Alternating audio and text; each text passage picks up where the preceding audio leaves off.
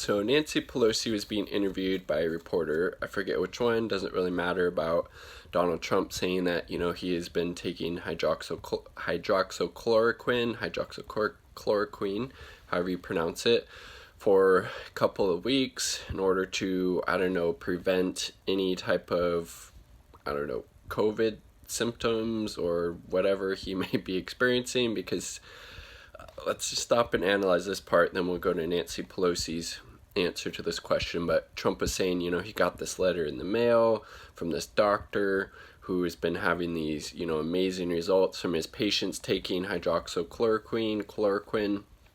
And so Trump wanted to take it after getting this random letter in the mail from some, who knows if it was even a doctor, if it was somebody just writing it to Trump to punk him, because Trump is so gullible and is willing to believe anything that supports his worldview or outlook.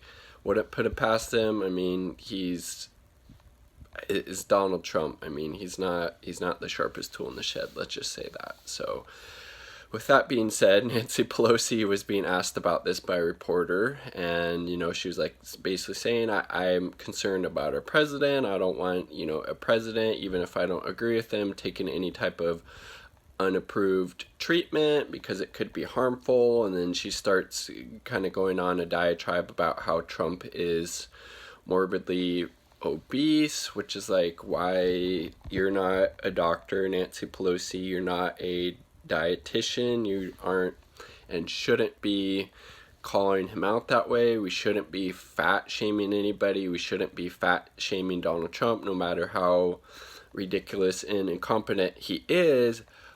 Focus on his total lackluster response to this pandemic, cutting the infectious disease experts in China, getting rid of the infectious disease experts on the National Security Council, cutting the budget for the CDC, not taking this seriously, not utilizing the Defense Production Act, putting kids in cages, the war in Syria, escalating that, or I should say escalating the war in Yemen with our support of, Saudi Arabia, the Emoluments Clause, all of these things.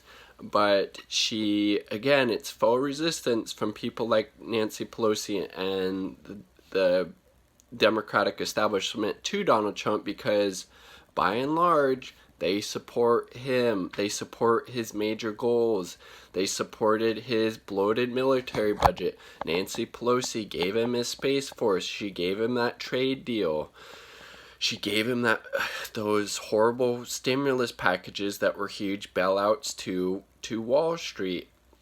So again, that's why people like Nancy Pelosi feign outrage at Donald Trump, or during the State of the Union when she ripped up his speech or whatever it was. It's just theatrics. It's kabuki theater. It's oh yeah, let me make this big display to actually try to convince the public, the people who actually still believe that the Democratic Party is actually the resistance party, that we are actually the resistance. I'm going to rip up this speech, this State of the Union speech that Trump is giving, even though, I support basically everything that Donald Trump does. And then she's fat shaming him, and it's again, focus on the substance, focus on the policy. There's a lot there if they actually wanted to go after Donald Trump for that stuff, but they don't, because again, by and large, they support all of those main policy directives that Donald Trump supports. That's why it's fake, phony resistance outrage, and that's why Nancy Pelosi has to resort to fat shaming Donald Trump. And again, she shouldn't be classifying anybody as morbidly obese or whatever. She's not a doctor. She's not a dietitian. Focus on the substance, focus on the issues. But of course, she doesn't want to do that because she's bought and paid for largely by the same financial interests that support and prop up Donald Trump. Again, Nancy Pelosi is extremely wealthy. She has a net worth of $120 million and has around $45 million of investments in real estate alone. No wonder why, for example, she's not pushing for, rent and mortgage freezes, because that would affect her massive real estate investments. That would affect her massive, bank accounts.